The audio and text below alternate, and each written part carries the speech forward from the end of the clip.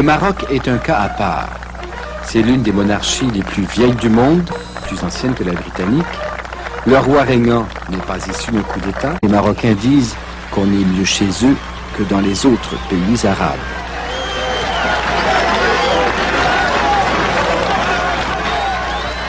Il est du monde arabe, mais il a tourné son pays vers l'Occident. Où sont partis les bagages? Où sont partis les bagages? Arabes.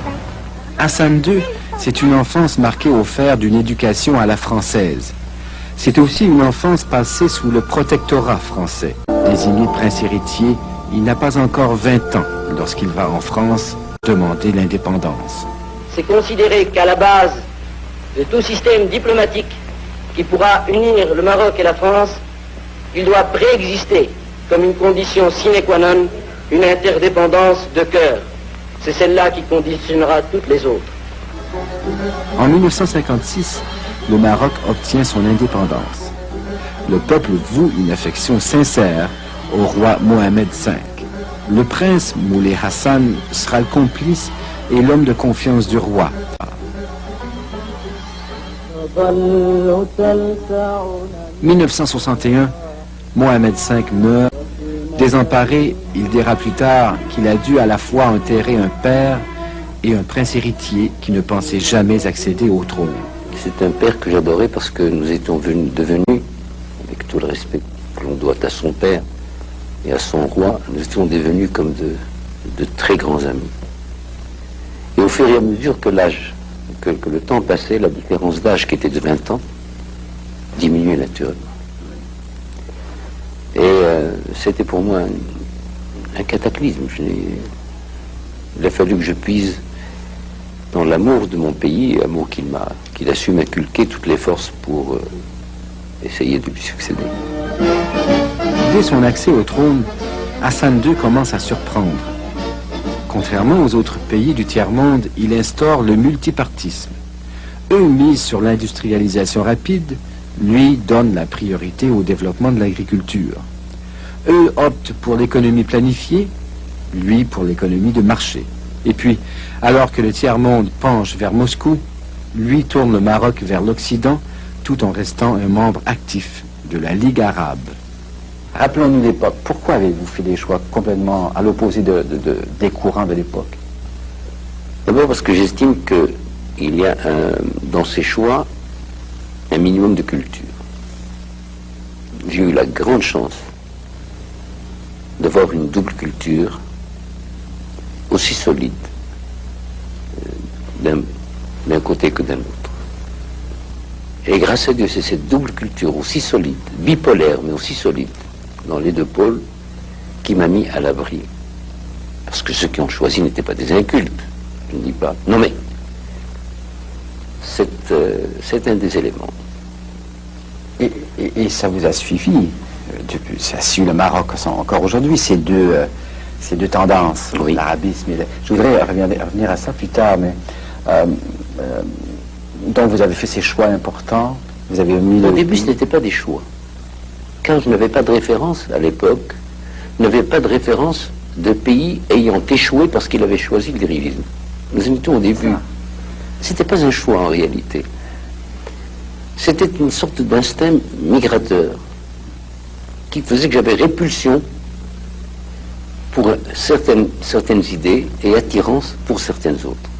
Le 10 juillet 1971, grandiose réception pour son anniversaire. Au moment où cette photo est prise, plus d'un millier de cadets de l'armée fait route vers le palais. C'est ce militaire, le général Medbour, qui tente un coup d'État. Hassan II survit miraculeusement à cette tuerie qui se termine dans la confusion. Les funérailles des victimes du coup raté en préparent d'autres.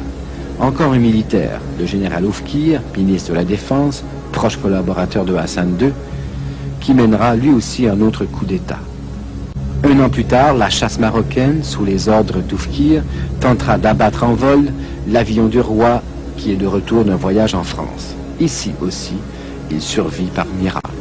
Ça fait 20 ans maintenant. Est-ce que vous éprouvez encore beaucoup d'amertume envers la trahison de certains de vos conseillers? certains qui étaient des collaborateurs assez proches, je pense au général Oufki, mais aux autres aussi. 20 ans plus tard, est-ce qu'on regarde... Oui, alors, on ne peut pas... Déjà, quand on est... Tout homme a son double. Nous sommes tous des schizophrènes ou des gens ayant l'ubiquité, mais grâce à Dieu, qu'est-ce que l'équilibre? C'est le fait que nos passions contradictoires n'arrivent pas à l'exacerbation. Nous sommes tous contradictoires les uns avec les autres.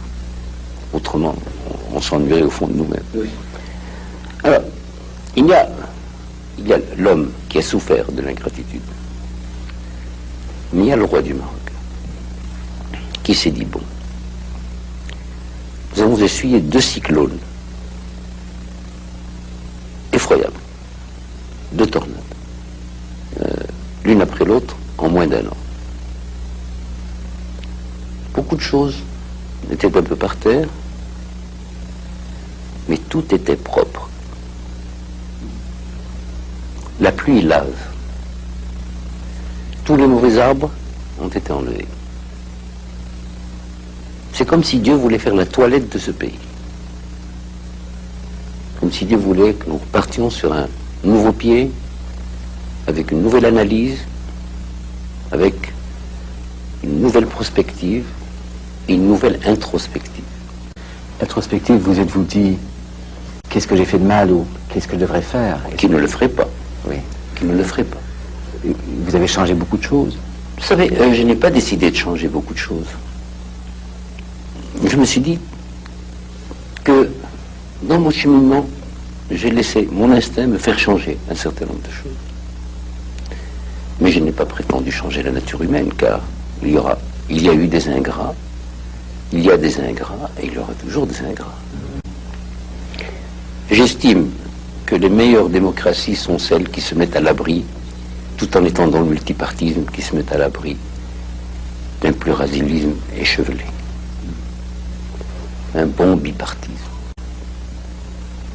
Avec ses nuances, d'un côté comme d'un autre, qui amène l'alternance d'elle-même. Oui, ben, comme Canada aux États-Unis. Canada comme les États-Unis, comme l'Angleterre. Ben, au Canada, dernièrement, là, il y a une émergence de petits régionaux. Enfin, je souhaite que vous... Je ne veux pas m'immiscer dans vos affaires, mais ça faciliterait tellement les choses pour les Canadiens que de revenir à une bonne bipolarisation. Comme ça, on ne se perd pas dans les rues. Je suis païen, Dieu me pardonne, que lorsqu'il s'agit de mon pays, et je suis païen aussi lorsqu'il s'agit de mes compatriotes et de mes concitoyens. Je les aime trop pour leur en vouloir. Et je pense qu'ils me rendent les mêmes sentiments. Disons que ce n'est pas encore le moment. La politique, c'est comme les récoltes. Il leur faut leur temps. Il y a parfois des sécheresses aussi. La 4e est restée au lit, elle dort encore. Elle dort encore. Mohamed V disait que les relations entre le roi et le peuple du Maroc étaient à la fois conflictuelles et affectueuses. Hassan II vit cette relation particulière avec les Marocains depuis maintenant 33 ans. Parfois, vous vous inquiétez ou vous vous interrogez sur la voie que suivra le prince héritier.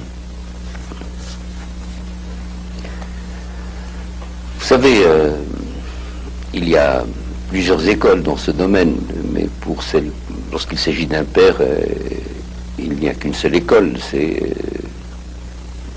On est toujours là, attentif, en disant, je souhaite qu'il fasse un bon parcours. Je passe mon temps à lui dire une chose, parce qu'il n'est pas facile de succéder à Mohamed V. Je passe mon temps à lui ressasser cette phrase de Pascal, le style, c'est l'homme. Je lui dis, je n'aurais pas dévié de ce qu'aurait fait mon père, que Dieu ait son âme, mais je l'aurais fait à ma façon. En essayant de singer mon père, parce que je l'aurais singé, je ne l'aurais pas imité.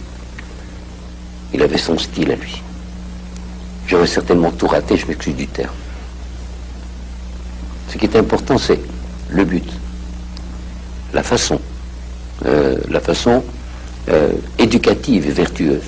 Mais le style, c'est l'homme.